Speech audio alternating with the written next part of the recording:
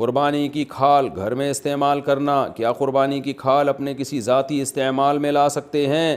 کوئی چیز بنوا کر گھر میں استعمال کر سکتے ہیں؟ حذیفہ ندیم کراچی سے، جی بالکل کر سکتے ہیں، تو کوئی حرج نہیں ہے، بالکل جائز ہے، لیکن بیچ دیا تو قیمت صدقہ کرنی پڑے گی۔ جانور کے ساتھ حرام اجزاء، جانور کی جو 7 حرام چیزیں ہوتی ہیں ان میں ایک غدود بھی ہے۔ یہ غدود کیا چیز ہوتی ہے وضاحت کر دیں۔ نور الامین حقانی، جانور کے جو چند اعضاء حرام ہیں وہ اس لیے حرام ہے کہ قرآن نے خبیث چیزوں کو حرام قرار دیا ہے، جگہ جگہ قرآن میں آتا ہے۔ تو کچھ جگہ تو ایسی ہیں جانور کی جہاں ہر وقت گندگی کا وہ یوں سمجھیں کہ مقر ہیں، جیسے خصیتین ہیں یا شرمگاہ ہے، یہ سب ہر وقت گندگی سے آلودہ رہتے ہیں، تو یہ بھی سلیم الطبع انسان کو یہ چیزیں کھاتے ہوئے گھن آتی ہے۔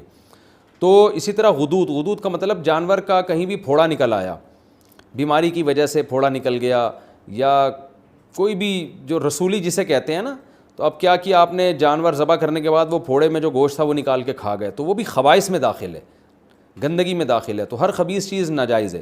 تو اس لیے فقہ حنفی میں اس کو بھی ناجائز قرار دیا گیا قرآن کی اس آیت کی وجہ سے۔ تو پھوڑے ووڑے نکل آتے ہیں نا جانوروں کے، رسولی نکل آتی ہے، تو وہ جو غدود ہوتے ہیں، جو یعنی گوشت سڑ جاتا ہے وہاں پہ ایک طرح کا، وہ بیماری کی وجہ سے ہوتا ہے وہ، تو اس لیے جانور جب ذبح کریں تو اس کی جو پھوڑا پھنسی کوئی ہو تو اس جگہ کو کاٹ کے پھینک دیں، آپ وہ استعمال نہ کریں۔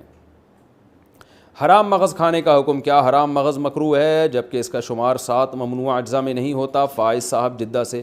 حرام مغز بیچارے کا نام حرام پڑ گیا ہے، وہ ہے حرام نہیں، یہ جو ریڑھ کی ہڈی کے اندر ہوتا ہے یہ پیچھے کی طرف، تو یہ حرام نہیں ہوتا، اس کا نام پتہ نہیں کیوں لوگوں نے حرام مغز رکھ دیا ہے بہرحال یہ حلال۔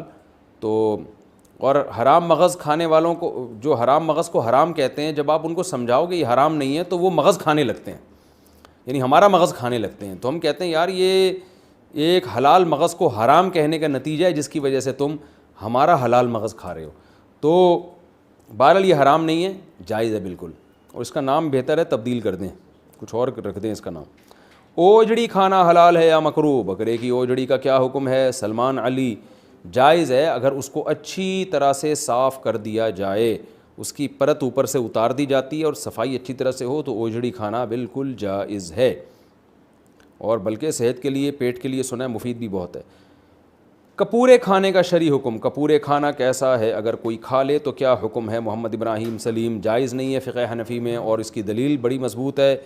ایک تو صحابہ سے یا نبی صلی اللہ علیہ وسلم سے کہیں بھی ثابت نہیں ہے کہ جانور میں یہ چیزیں آپ نے کھائیں ہو کبھی، اور دوسری بات یہ کہ وہ نجاست کا محل ہے، اوجڑی میں بھی نجاست جمع ہوتی ہے لیکن اس کے اوپر ایک پرت ہوتی ہے اور وہ نجاست سرایت نہیں کرتی، جبکہ جو خصیتین ہیں ان میں تو نجاست اچھی طرح سرایت کر جاتی ہے، یہ متولد بھی ہوتی ہے یہیں سے، بنتی بھی یہیں سے نجاست، اس لیے اس کا کھانا جائز نہیں ہے۔ باقی کسی کا اختلاف ہو، امام شافعی کے فقہ کو کوئی فالو کرتا ہے تو وہ بھی مجتہد تھے، ان کی رائے میں جائز ہے، تو پھر ایسے اختلافی مسائل میں ایک دوسرے پہ شدت نہیں کرنی چاہیے۔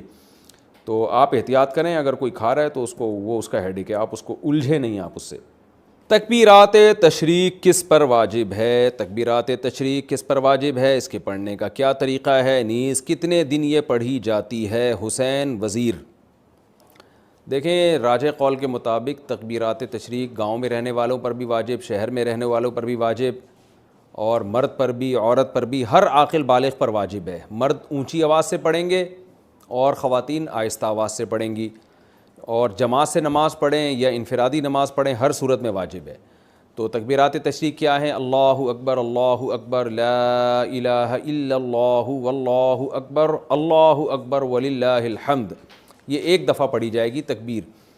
تو مرد اونچی آواز سے پڑھیں اور خواتین آہستہ آواز سے، اور خواتین یادداشت کے طور پر اپنی جائے نماز کے قریب کوئی پرچی ورچی رکھ لیں، کیونکہ خواتین بھول جاتی ہیں، مردوں میں تو یہ ہوتا ہے کسی ایک نے بھی اونچی آواز سے پڑھی سب کو یاد آ جاتا ہے، لیکن خواتین کے لیے چونکہ آہستہ آواز سے تو ان کو یاد دلانے والا کوئی نہیں ہوتا، تو گناہ ملتا ہے، یہ تکبیرات پڑھنا واجب ہیں۔ باقی یہ کہ کب سے واجب ہیں، تو 9 ذی الحجہ کی فجر، یعنی بقرعید سے ایک دن پہلے فجر کی نماز سے یہ شروع ہوں گی، اور پھر 13 ذی الحجہ یعنی بقرعید کے 3 دن اور اس کے علاوہ ایک اور دن، اس میں عصر کی جو نماز ہوگی وہ آخری تکبیر اس میں کہی جائے گی، مغرب میں نہیں کہی جائے گی۔ تو 13 ذی الحجہ کی عصر تک 9 ذی الحجہ کی فجر سے شروع کی جائے گی، تو یہ تکبیرات تشریق ہیں۔ تکبیرات تشریق صرف قربانی کرنے والوں کے لیے ہے بقرعید کی تکبیریں کن لوگوں کو پڑھنی چاہیے؟ قربانی کرنے والوں کو یا ہر ایک کو؟ اور یہ تکبیرات کتنے دن تک پڑھنی چاہیے؟ حسین وزیر، یہ میں نے آپ کو اس سوال کا جواب اس سے پہلے والے سوال میں ڈیٹیل سے دے دیا ہے۔ جو قربانی کر رہے ہیں وہ بھی، جو نہیں کر رہے وہ بھی، سب پر لازم ہے۔ تنہا نماز پڑھنے والا تکبیرات تشریق پڑھے گا اگر 10، 11، 12 ذی الحجہ کو کسی نے فرض نماز امام کے ساتھ نہیں پڑھی لیکن وقت کے اندر اندر ہی تنہا نماز ادا کر لی تو کیا وہ تکبیرات تشریق پڑھ سکتا ہے؟ شمیم الحسن انڈیا سے، جی اس پر بھی واجب ہے، پڑھے گا۔ اور یہ 10، 11، 12 نہیں، 9، 10، 11، 12، 13 ان دنوں میں واجب ہوتی ہے۔ ایام والی عورت کیا تکبیرات تشریق پڑھ سکتی ہے؟ کیا عید الاضحیٰ کے دنوں میں ایام والی عورت تکبیرات تشریق پڑھ سکتی ہے؟ ابو عمار سعودی عرب سے۔ دیکھیں تکبیرات تشریق یہ فرض نماز کے ساتھ خاص ہیں، فرض نماز کے فوراً بعد پڑھی جاتی ہے، تو جب ایام میں جو عورت ہے اس پہ نماز ہی نہیں ہے تو تکبیرات تشریق کہاں سے ہو گئی؟ تو ویسے وہ اللہ کا ذکر کرنے کے طور پہ تکبیرات تشریق پڑھتی رہے سارا دن، وہ تو بہت اچھی بات ہے، سارا دن ذکر کرے گی، ان دنوں میں ذکر کا ثواب بہت زیادہ ہے۔ تو عورت پہ صرف تلاوت اور نماز پہ پابندی ہوتی ہے ایام حیض میں، اس کے علاوہ تو ہر قسم کی عبادت عورت کر سکتی ہے، روزہ، نماز اور تلاوت نہیں کر سکتی، باقی درود شریف، استغفار، تکبیرات، یہ ساری عبادتیں جائز ہیں اور بلکہ باعث ثواب ہے۔ تکبیرات تشریق پڑھنا بھول جائیں تو کب پڑھیں گے؟ اگر تکبیرات تشریق پڑھنا بھول گیا 1 گھنٹے بعد یاد آ جائے تو اس وقت کہنا صحیح ہے یا نہیں؟ سیف اللہ کوئٹہ سے۔ نہیں بھائی، یہ نماز کے فوراً بعد پڑھی جائے گی، اگر درمیان میں فاصلہ آ گیا، کوئی کام مشغول ہو گئے آپ، تو پھر یہ تکبیرات ختم۔ قضا نماز کے بعد تکبیرات تشریق پڑھنے کا حکم۔ عید کے دنوں میں قضا نماز کے بعد تکبیر تشریق پڑھنے کا کیا حکم ہے؟ نیز عید کے دنوں کی قضا نماز پڑھنے کے بعد تکبیرات تشریق پڑھنی چاہیے کہ نہیں پڑھنی چاہیے؟ نوید ملک سرگودا سے۔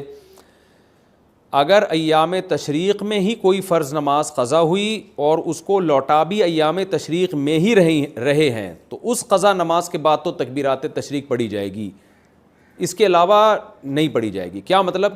تکبیرات تشریق سے پہلے نماز قضا ہوئی تھی اور آپ اس کو قضا کر رہے ہیں تکبیرات تشریق میں، تو یہاں بھی تکبیرات تشریق نہیں ہوں گی۔